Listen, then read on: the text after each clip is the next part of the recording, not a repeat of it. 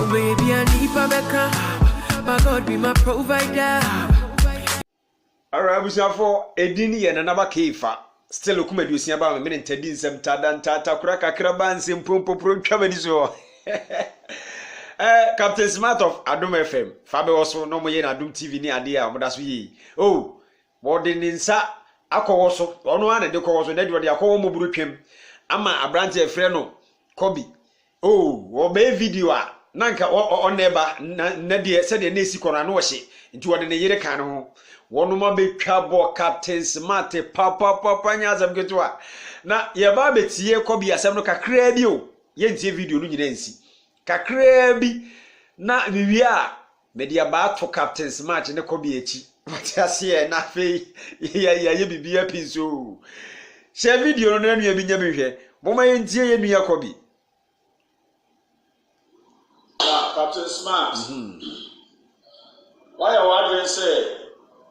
Time no Obekame Papa, I had a spiritual president, Archangel Obinima. The Biano Sumekan. And if I said the show tree, and they do honor. Because you met now phone so.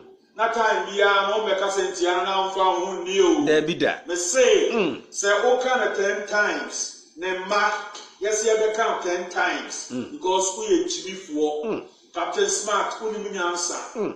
At there are saying senti, and I was a wunipa from here to say, would you know so? Now, would you be one who say, a year papa, the spiritual president, was a map panty, dross, and a map panty, no share. Oh, I read strange. Now, Captain Smart Cast actually Bishop Obinim. To go to that extent, we are TV for number one. Say, we are seeing a year, we are the most stupid personal. Captain Smart, we are TV Mutimi. We need to tell of ye. Now, me name a Busia, Mutimi call. I came from Eddie who the fruit and time way, a see you in it. Say, I say, a sainty. Say, who the perfume way out would be one of Cassette and mini power to say. Who Cassette Tiano? Now, the answer, Captain Smart. What do you mean? What do you mean answer? We are Crasini, Captain Smart, we are Crasini. Now more in pay for who are Tom FM. Who did Nami, who answer Libya? Yes, me miss our same Norbeka say yes. Pursue who answer Nibia womb any hearing. I was for video, any video, Messoso. Name and Penisa have been previous. Dio mo duo, and what you see a Betty. Na bibi anko kapapa enye grade me pato atiase bibi anko kapapa enye grade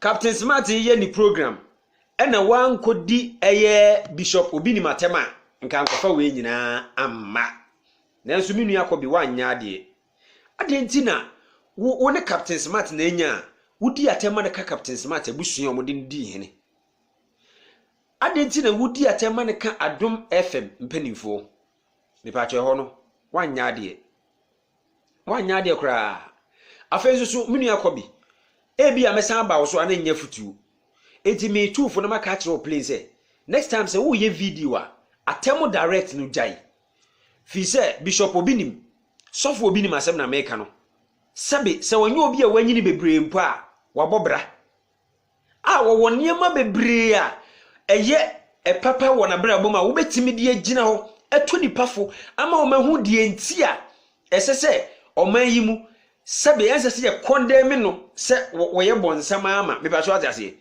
efi se nipa enam wonmo enam sofo obi nim so a omonsa call ma no wo manyi mu no Captain Smart ye de 10 years man a wontimi nye uti ye se obi nim obre mpa ahyase ye nenso no me ka kire o place nya de obetimi aye won kita sa nipa no bi me ba so ase enti no se wo tu obi ebiye bibi tia sofo obi nima sa attempt direct no de me ka se me support na me boa me support wo betimi abetu nipa no fo ama na yeden atewase wo betimi abetu nipa no fo ama na atewase ena eye Captain Smart angasa ni program na wo ye no wo na bia winim na wafa ne so tough wafa ne so serious video ya boy wo kohwe video na se a comment omu di na Bishop Obinum atem na binimu di Captain Smart atem ebi di Bishop Obinum atem na bi di Captain Smart atem obi di akura di omu nyina atem bo mu Captain Smart niema wo ye nyina egu ase na me kura me living testimony to Captain Smart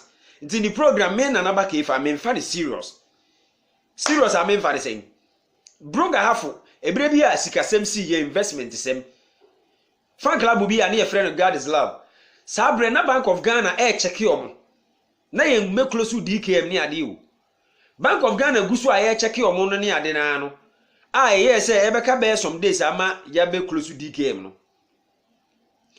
na aye hunhun nti na omo suro nipa na obo omo chipa Captain Smart ni endo staffs omo close to DKM Captain Smart na Adom FM pronounce chere brafo man nyina say omo fo musika nko God is love fan club no ho na ade a Bank of Ghana ni omo ni twaka no mo operations no omo de ekuro no matinti omo ma omo full time so omo nya omo dwuma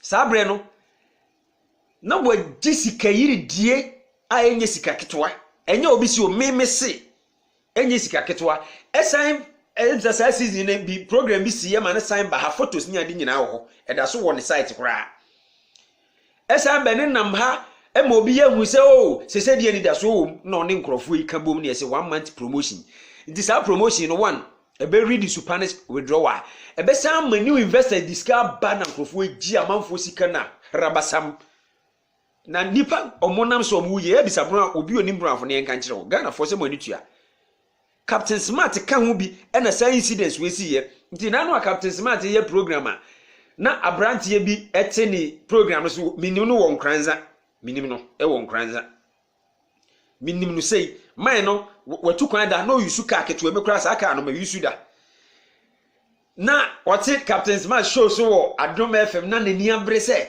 wanya asem so koma Captain Smart aju sika di se obe hostu program na wabo wa me ka kire waju sika di kwa oka ho e na ade ne koduru sa no eti Captain Smart wo kura program na aye no question mark bebre wo ho a wo kasa se no kure but me say no documentary ni ade bi ho a me fa ba no kure bi ani umu me hu no kure bi e wo mu se me be ha me ho mpacho atase eti sofo obi ni masema bre bia ya mo de tena ase asofo ho asem ba mo pese mo kan mi hu se nipa no de won na e bonsam sasireku ama me nka asem kirew Ghana asofo matetete nsore no omo na da bia mo de manu si omo meti ase na nsore ye mfiri Ghana ha ye tete nsore na e bia mo ko bia mo kase no kamera nsi omo so no ntia wo yeti omo yi mu obi tim koda hotel ekowude oba so na oye asore bi elder yeti omo yi mu Church of Christ, Pentecost, Roman, nsori ahodo a yetete nsori Anglican, Presby, asomtos etosofu bia otimi bodua me ma witness bebre Ghana ma be dia dance se e bebre ni Roman fathers binum twempena Ghana ma be dia dance se e binum kura wo ma Ghana ma be dia dance se e bini omo se omo ni manware e binum yiegu ndi asofu asem de masa yesi ye kan enya ka Ghana be close down all churches. I'm telling you, no church will survive. Church be wo pek se Ghana wo yi nipa oya eye individuals wo betimi enya nipa atase no neso mama nkire wo brejai jai eti sa asem na mo ye no munyai sa asem mo so soja egu asofo ntem no from my investigation abrante ni video no ye no Bishop Obinim onim ho hwe sofo Obinim nim ho hwe enti ko bi misrew wada Roma tem no ye jai kobi wo a wo ye video no onim ho hwe eye se nipa no sabi onu hu no se wo ye ne hene na obi edi wa na spiritual leader ukọ atake na onye owe you because